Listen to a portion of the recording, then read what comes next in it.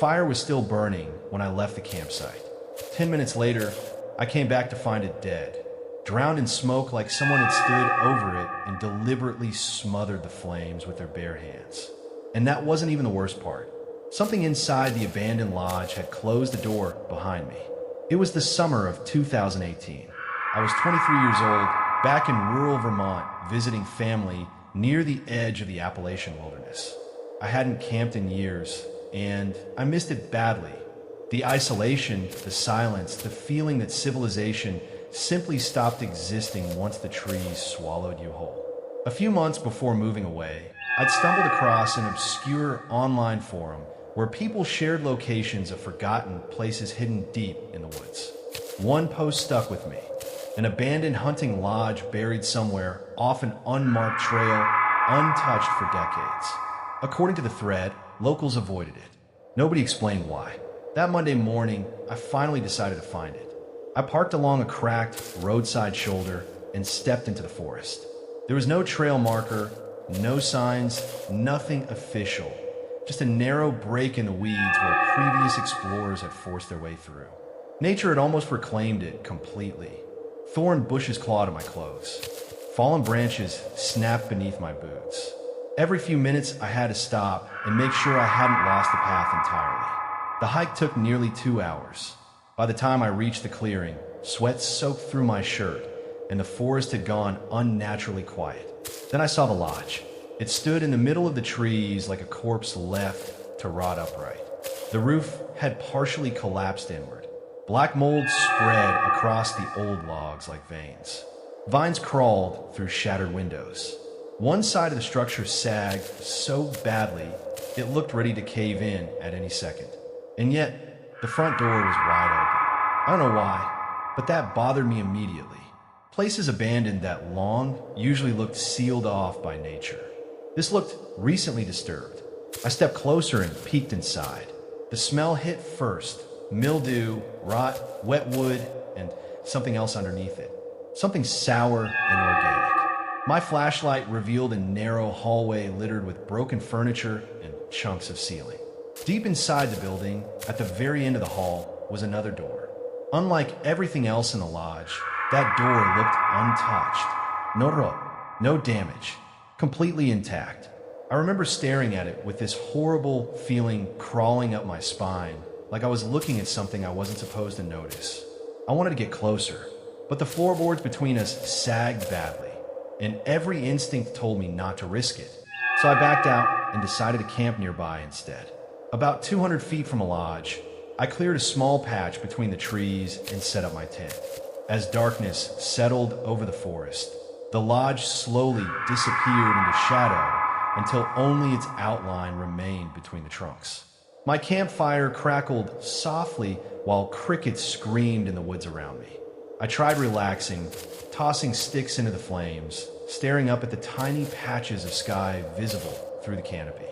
That's when I heard it. Crayak, not like a branch snapping. It sounded massive, like thick wood twisting under pressure, bending slowly before suddenly giving way.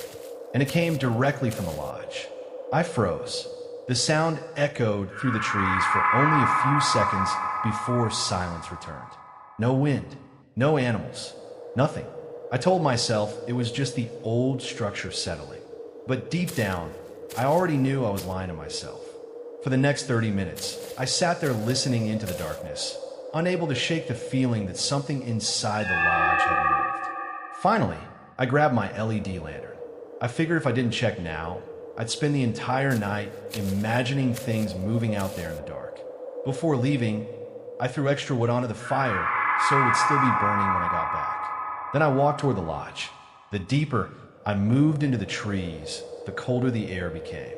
My lantern barely cut through the darkness. When the structure finally appeared ahead of me, my stomach dropped instantly. The front door was closed. I stopped dead in my tracks. I knew for a fact I had left it wide open earlier. Then my light caught something else. Long scratches covered the front of the door. Fresh scratches, deep, violent, like someone or something had dragged nails across the wood over and over again. I don't remember deciding to walk closer, but suddenly I was standing right in front of it. Every part of me screamed to leave. Instead, I grabbed the handle and tried to pull. The door wouldn't move. At first, I thought it was swollen shut from moisture. Then I pulled harder. Something pulled back. Not metaphorically, not my imagination. It genuinely felt like someone on the other side was holding the door closed. My chest tightened instantly. I let go and stumbled backward so fast I nearly fell down the porch steps. That was enough for me. I turned and hurried back toward camp, trying not to panic. But halfway there, I noticed something wrong. The firelight was gone. Complete darkness waited between the trees. My pace quickened immediately. Branches slapped against my arms as I rushed forward, heart hammering harder with every step. Then I reached the campsite. The fire was dead, not naturally burned out. Dead. A thick column of smoke curled upward from blackened wood as though someone had intentionally stamped the flames out seconds earlier. And standing there in the silence, holding my lantern up with shaking hands, I realized something else. My tent was open. The woods answered me with silence. I stood there in the smoke of my dead campfire, lantern trembling in my hand, staring into the black trees surrounding the campsite. "Hello," I shouted again. "Who's out there?" Nothing. No footsteps. No movement. But I could feel it. Someone was watching me from the darkness. Cold panic started crawling through my chest. My instinct screamed at me to leave immediately. The trail back to my car was roughly a 2-hour hike, but staying there another second suddenly felt impossible. I tore the campsite apart in seconds. I yanked down the tent, shoved gear wildly into my backpack, barely carrying what I left behind. My hand shook so badly, I dropped my lantern twice while packing. Then I heard it. A laugh. Soft. Low. Human. Not the kind of laugh shared between friends. This sounded wrong. Quiet, breathy, almost restrained, like someone standing just beyond the trees, trying not to laugh too loudly while watching me panic. The sound came from somewhere behind the woods to my left. I snapped the lantern toward it. Nothing. Just endless black trees. But I knew somebody was there. The laugh came again, slightly closer this time. A chill exploded down my spine. I stopped packing entirely and threw the rest of my gear into the dirt. I didn't care anymore. I just needed to get out. I grabbed my backpack and ran. The narrow trail was almost impossible to follow at night. Branches whipped against my face while my weak lantern bounced wildly with every step. Several times I nearly lost the path completely. Every few minutes I thought I heard movement behind me. Slow footsteps crunching leaves, then silence, then that same low laugh drifting through the woods again. Whoever was out there never revealed themselves. Not once, and somehow that made it worse. It felt calculated, like they wanted me scared, like they were enjoying it. The deeper into the forest I ran, the more convinced I became that I wasn't alone out there. At one point, I could have sworn I saw a dark figure pacing between the trees beside me, keeping the same speed I was moving, but every time I turned a lantern toward it, there was nothing there. Only darkness, only trees, only the feeling of being hunted. When I finally burst out onto the roadside and saw my car, I almost collapsed from relief. I threw myself inside, locked the doors immediately, and sped away without even turning around. I did look back once, just once, and in my rearview mirror, standing near the edge of the tree lane where the trail disappeared into the forest, I thought I saw someone watching me, completely still. 7 years later, I still think about that night more than any other experience in my life. People talk about fear all the time, but most never experience true helplessness, the kind that hits when you're isolated miles from civilization, trapped in total darkness, knowing another human being is somewhere nearby, and you cannot see them. Maybe whoever stalked me lived inside that abandoned lodge. Maybe they had been watching me since I arrived, or maybe something else was out there entirely. Either way, I know one thing for certain. Nobody should ever go back there to find out. Last summer, I had another experience in the wilderness that gave me that exact same feeling. This time, I wasn't alone. I had my dog Rocky with me. Rocky was an Australian shepherd, medium-sized, incredibly smart, loyal to the point of obsession, and usually fearless in the woods. He came with me everywhere, hiking trips, camping weekends, long backpacking trails deep into the mountains. Nothing ever seemed to bother him. Until that night. We were hiking to a remote campsite I'd visited several times before. I loved the place because almost nobody knew it existed. 8 hours down an isolated trail, surrounded by dense forest in every direction, it felt completely cut off from the rest of the world. Perfect for camping, perfect for disappearing. By the time we reached the site, sunset was already beginning to bleed through the trees. The campsite itself wasn't anything beautiful, just a small clearing swallowed by endless forest, but that isolation was exactly why I loved it. I dropped my backpack and started setting up camp while Rocky did his usual patrol around the area. Normally, he'd sprint through the trees happily, chasing smells and exploring every inch of the woods before returning exhausted. This time was different. About 15 minutes after we arrived, Rocky came trotting back toward me slowly. His tail was down, his ears were pinned back, and instead of running around, he walked directly to my side and stared into the woods behind me. Frozen, I immediately felt uneasy. Rocky almost never acted afraid unless there was thunder nearby.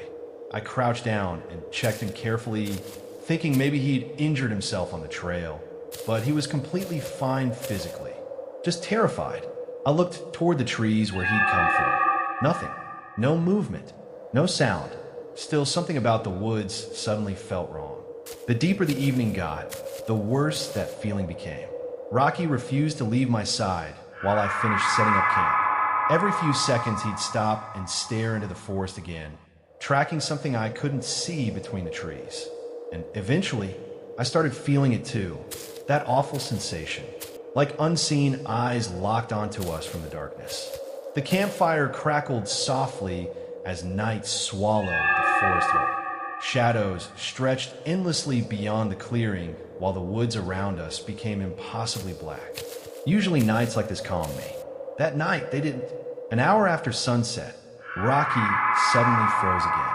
His head snapped toward the woods. A low whine escaped his throat, tail tucked tightly between his legs.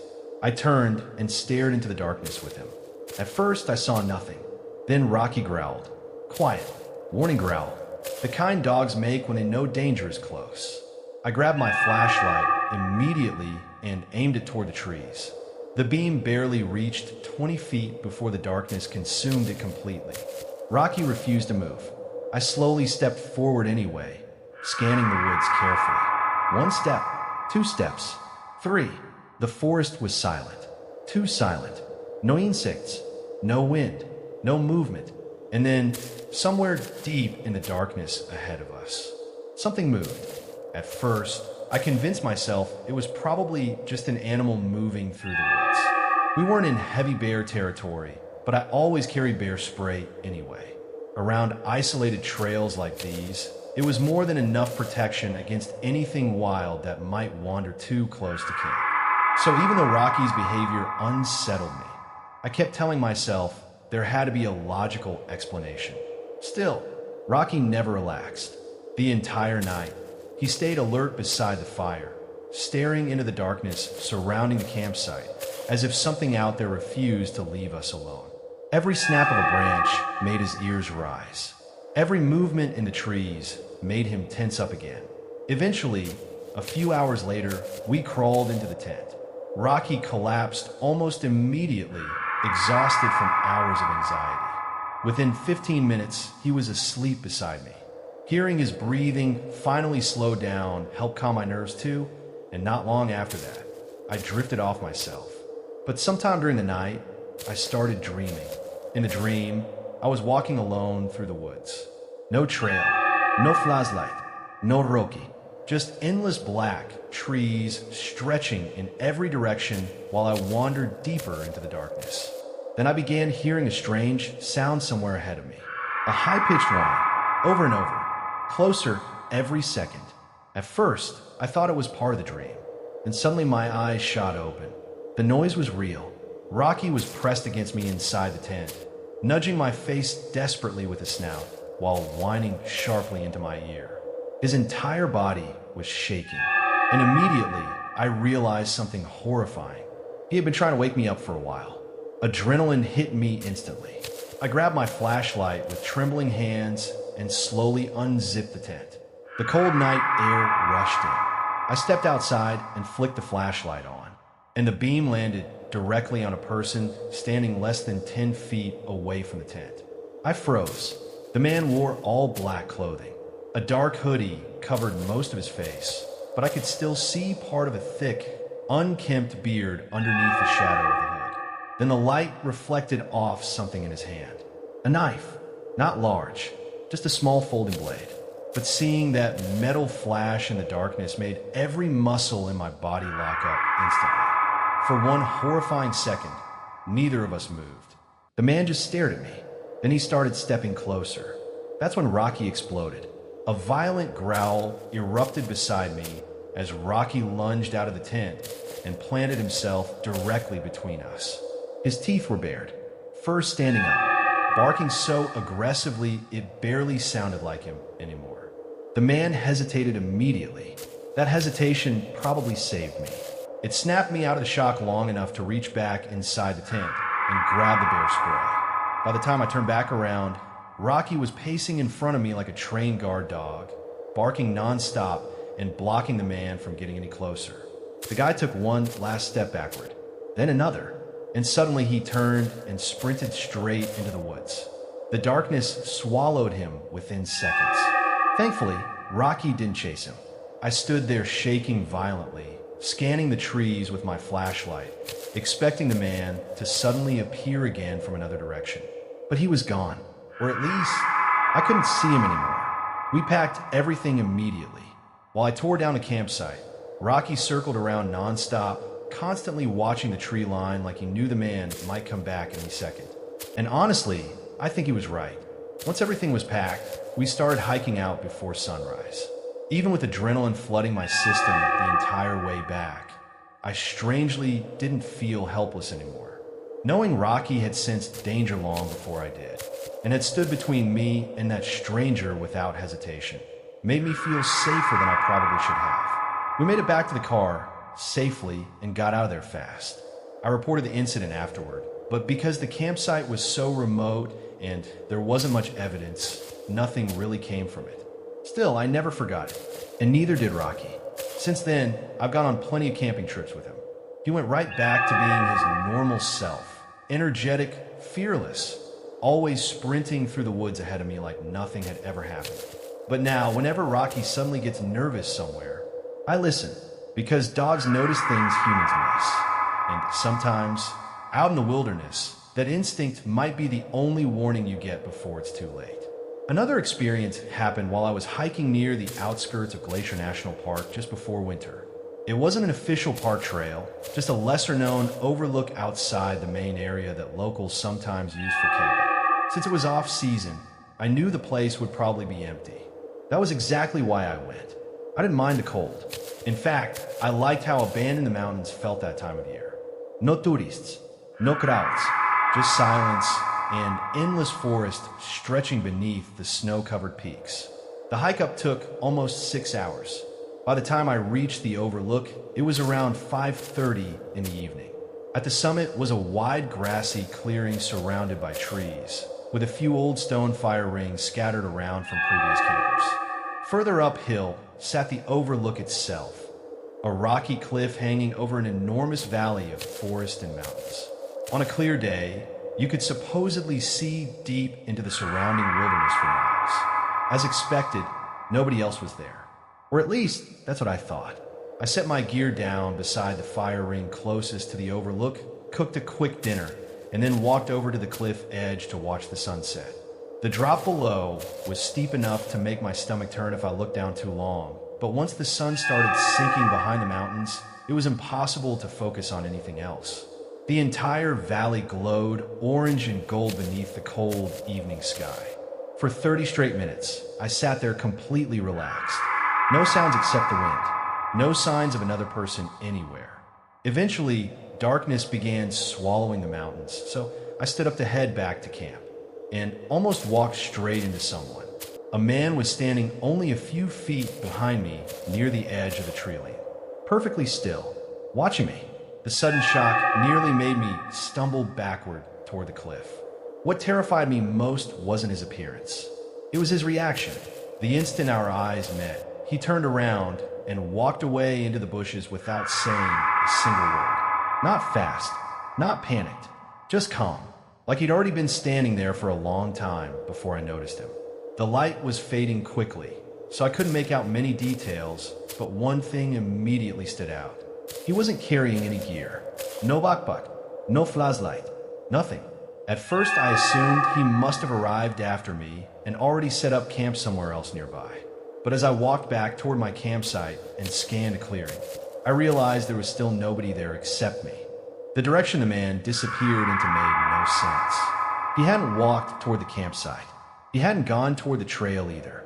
He had vanished deeper into the forest where there was absolutely nothing for miles except cliffs, dead woods, and freezing mountain terrain. That realization sat in the back of my mind all night.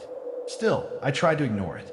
I tossed dry branches into the stone fire ring, lit a campfire, unfolded my small camping chair, and sat down beside the flames. The fire cracked softly against the cold mountain air, while darkness slowly swallowed the valley below.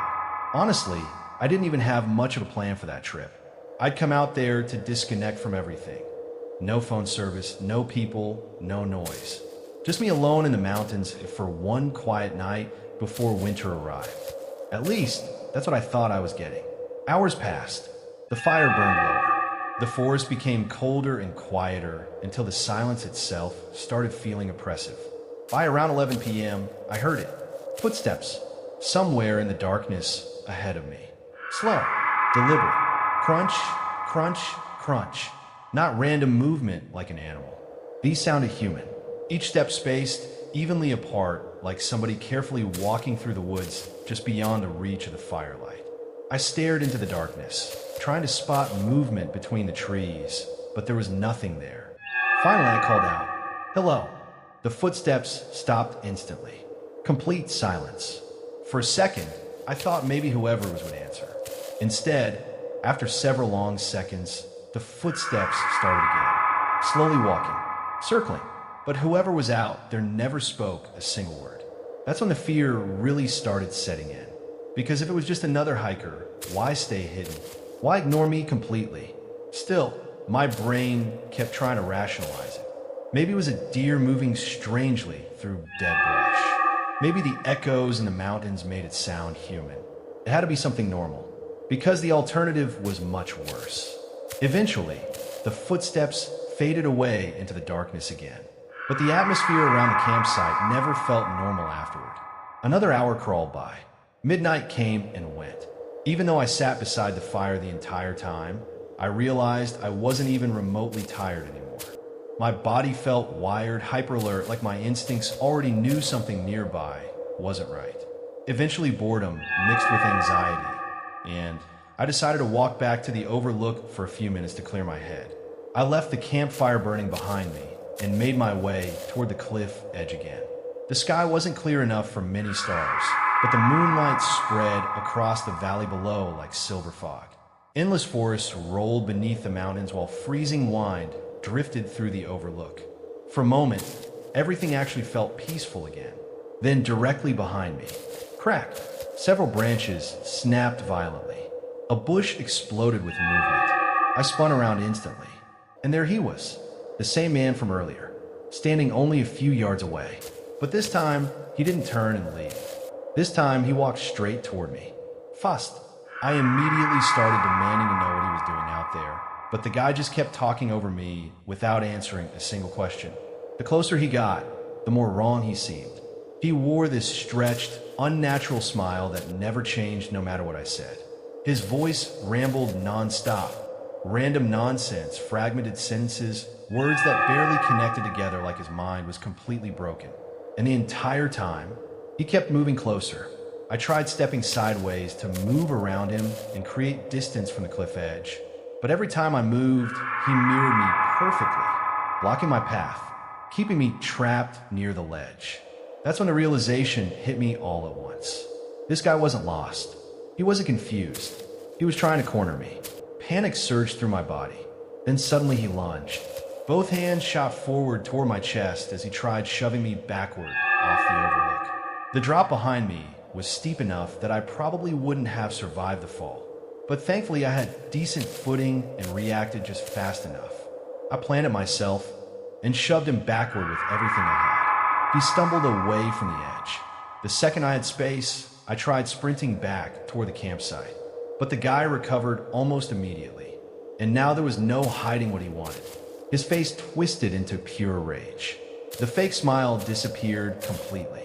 I remember seeing this horrifying look in his eyes, angry, desperate, almost animalistic, like he genuinely intended to kill me right there in the mountains. To this day, I still think about how lucky I was that he didn't have a weapon, because if he had a knife, there's no question in my mind he would have used it. He caught up to me before I reached camp, and we started fighting in the dark beside the trail. Branches snapped beneath us while we slammed into the dirt and rocks, trying to overpower each other. The guy was thin, disturbingly thin, like he hadn't eaten properly in weeks. But he fought like somebody completely detached from reality. No fear, no hosetaschen, just relentless aggression. For nearly 30 seconds, we wrestled back and forth in the darkness. But eventually, I started overpowering him. I was bigger, stronger, and adrenaline was pushing my body into survival mode. Finally, after taking several hard hits, the man stumbled backward, then suddenly turned and disappeared into the trees. Gone, just like that. I didn't chase him. There was no way I was risking following somebody like that deeper into the wilderness at night. Instead, I immediately packed everything as fast as possible, strapped on my headlamp, and left the campsite without even bothering to fully put things away properly. I just needed distance. I hiked nearly 2 hours down the mountain in complete panic before my headlamp batteries finally died. And when the light suddenly cut out, the darkness out there felt suffocating. I couldn't safely continue the trail blind. So I made a small emergency camp in the woods and waited for sunrise with barely any sleep at all. Every sound outside the trees made me think he'd come back. Every gust of wind sounded like footsteps approaching through the dark. At first light, I packed immediately and finished the hike back down the mountain. Later, I filed reports and told multiple people what happened, but everyone had different theories about the man. Some thought he was mentally unstable. Others believed he might have been living somewhere out there in the mountains. A few people even suggested he may have targeted isolated hikers before. But honestly, none of that really matters to me anymore. What matters is this. If I had reacted even 1 second slower near that cliff edge, I probably never would have made it home alive.